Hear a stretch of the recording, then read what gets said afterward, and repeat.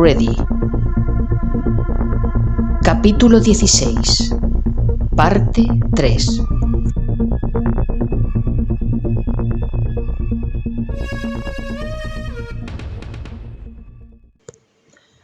Hull lo dejó pasar delante.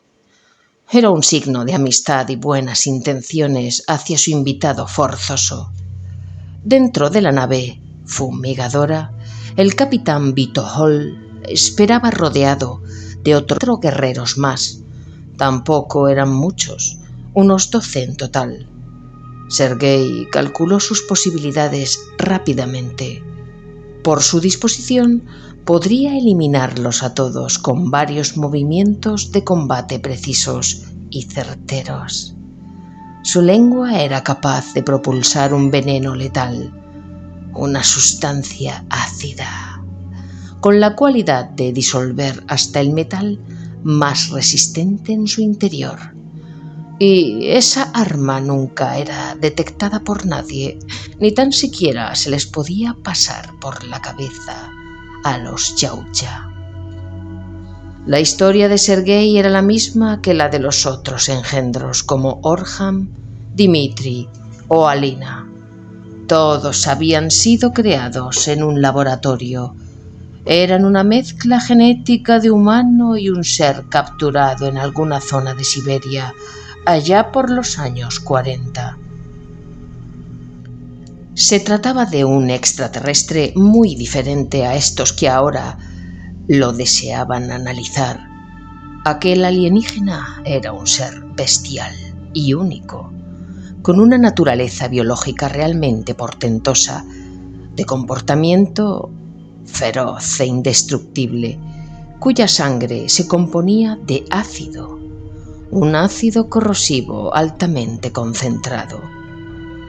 Cada uno de los engendros de Ilia, el científico medio loco que había el proyecto secreto, tenía unas cualidades.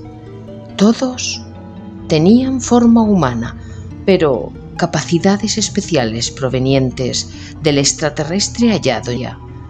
De esta forma, la URSS deseaba poner en marcha un proyecto que garantizara armas humanas letales, unos supersoldados resistentes a las inclemencias del tiempo, a la hambruna, a la falta de agua, combatientes feroces que no pensaban en su propia muerte, sino exclusivamente en matar enemigos, con cualidades para el combate únicas e inalcanzables para otros ejércitos, con una alta resistencia al dolor y a los posibles daños infligidos por los enemigos.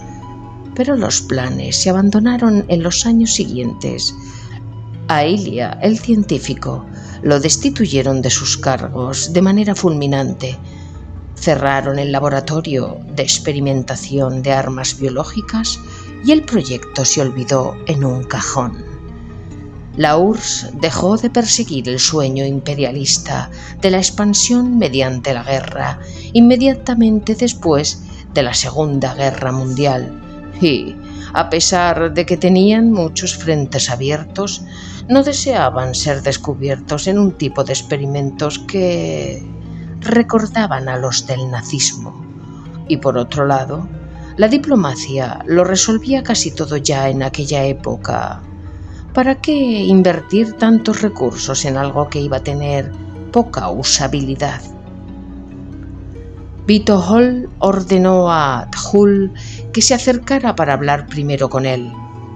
Luego se dirigió a Sergei, que seguía pacientemente esperando sin perder ni un solo detalle de la nave. Nada más entrar, la compuerta hexagonal se cerró tras él, sin apenas hacer ruido.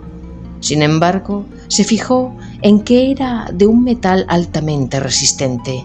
No sabía determinar si era algún tipo de aleación o si era un metal puro.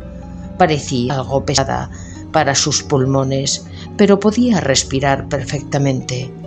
Era posible que la composición de gases no fuera exactamente la misma que la de la atmósfera terrestre, pero expandió su caja torácica y su sensación inicial de opresión al respirar se fue difuminando. Los escalones que daban acceso a una sala amplia, unida directamente a la cabina de mandos de la nave, seguían una extraña disposición innecesariamente hollywoodiense, pero el resto estaba estructurado con un diseño de formas geométricas, ondulaciones y parapetos que parecían no tener ningún sentido o función para el terrícola.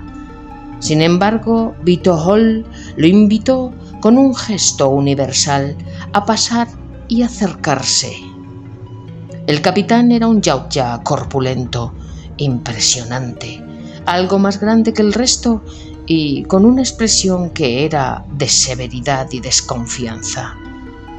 Los 3 guerreros que hacían de guardianes le abrieron paso para que se dirigiera hacia Hull. El capitán habló directamente con su subordinado. «No vuelvas a decir nada por ti mismo. Desde ahora quedas relegado de tus funciones. ¡Arrestadlo!», ordenó. 2 yautjas armados se acercaron al compañero de Sergei para arrestarlo, pero éste, lanzando su lengua, les escupió ácido en las caras que, en ese momento, iban con protección, por lo que no llegó a causarles quemaduras. Los guardianes se quitaron los cascos rápidamente, con una agilidad y con reflejos sorprendentes que a Sergei le parecieron increíbles. De no haber sido así, hubieran sufrido quemaduras y graves lesiones en los ojos, zona a la que se dirigía realmente el letal escupitajo. Pero Hull intervino en defensa de sus congéneres a pesar de que iba a ser detenido y relegado. Para él estaba claro que esto tenía que pasar. Lo asumía con total normalidad. Había tomado atribuciones que no le correspondían allí abajo. «¡No! ¡Quieto, Sergei!», se interpuso, propinando a este un soberano empujón desde su derecha que el engendro no se esperaba. «¡Pero cómo te van a detener estos caracrancos!», se quejó Sergei que, a pesar del potente impulso del golpe de Hull, solamente hacia su izquierda unos pasos. Los demás yautja se disponían a acribillar allí mismo al terrícola, pero el capitán los detuvo. «Deteneos, no disparéis», ordenó con voz de mando. Estaba completamente hipnotizado con el engendro de la tierra. No había visto nada igual, solamente a los xenomorfos que, por otro lado, eran seres con una inteligencia demasiado rudimentaria. Pero este nuevo ser unificaba lo más eficaz de las 2 criaturas, la humana y la del xenomorfo. El capitán se quedó absorto mirándolo, mientras sus subordinados se quejaban del ataque y requerían su inmediata aniquilación. «Solo hablaré con Hulk», y mientras decía esto le guiñaba un ojo en complicidad, pero Hull no lo entendía en absoluto. «No, capitán, hable con él. No sé por qué dice eso». «No, no y no. De eso nada», gritó Sergei. «Que nadie se acerque, solamente con él. Y por favor, rapidito, que tengo muchas cosas que hacer en la Tierra». «Podríamos eliminarte ahora mismo», dijo Vito Hall. «Intentadlo». Sergei sacó un arma corta alojada dentro de su estómago. Tenía una especie de bolsa marsupial que nadie había ni siquiera podido imaginar, a pesar de haberlo registrado cautelosamente. Esto, junto a su lengua repulsiva de varios centímetros, dispuesta a escupir ácido a quien se le acercara, disuadió a sus captores. O más bien eso creyó él. En realidad solamente deseaban saber qué clase de recombinación genética había dado paso a este nuevo espécimen de la Tierra. Si había más como él y se podían reproducir. «Bien, eres valiente. No dispares, no es necesario. Guarda tu arma». El capitán dio la orden a sus guerreros para que se alejaran de Sergei. «Serías una presa para mí en otras circunstancias, Pero ahora solamente queremos saber quién es humano. ¿Hay más como tú? Queremos saber si tienes noticias de que haya supervivientes humanos. Hemos recorrido el planeta y no hemos detectado supervivientes no infectados, al menos en la superficie. Haber empezado por ahí, mi capitán, soltó. Es increíble. Escupes ácido corrosivo, dijo Tjul mirándolo como si fuera un superhéroe. Mola, ¿eh? Le contestó Sergei sonriente. Acércate, dijo Vito-Hall. Cuéntanos quién eres. Te sacaremos unas muestras para saber qué tipo de combinación genética tienes, si nos lo permites. Hombre, un poco de comida no estaría mal. Por cierto, oléis fatal. ¿Nadie os lo dijo nunca? Soltó sin venir a cuento el engendro. Oléis a vinagre o algo así. Se miraron unos a otros. No sabían qué decir. No eran amigos de hablar con sus presas. Pocas veces tenían invitados en sus naves. De hecho, el capitán Vito-Hall nunca había vivido algo similar en su larga vida de guerrero interespacial. No entendían bien qué estaba queriendo decir el terrícola, y fue por este motivo que Tjul intervino para sacarlos a todos del atolladero en el que se estaban metiendo sin darse cuenta. Era lo más extraño que habían vivido y que vivirían nunca los Yautjas. Desde luego, pero aún así supieron recomponer los derroteros. ¿Comida? ¿Qué comes tú?, le contestó Tjul. Pues tengo bastante hambre. Hace semanas que no pillo nada. Los animalejos de la tierra están todos infectados. Solo es comestible la comida de bote, y como la ciudad está bajo la cosa, pues de momento solamente he estado rodeando Santiago para poder ver el asunto en primera línea. Por curiosidad más que otra cosa, la verdad, poco o nada podemos hacer ya. Nada, más bien. Todos los Yautja volvieron a intercambiar miradas y gruñidos de incredulidad. ¿Semanas, dices, sin comer?, intervino el capitán. ¿Nada? ¿Y agua?, se interesó. Bueno, ya que lo preguntas, agua sí he bebido alguna vez. No sé si hace 4 o 5 días me tomé una botella de agua. Bueno, si nos lo permites podemos darte un poco de HIT. Es un compuesto de gusanos criados en un hábitat vegetal.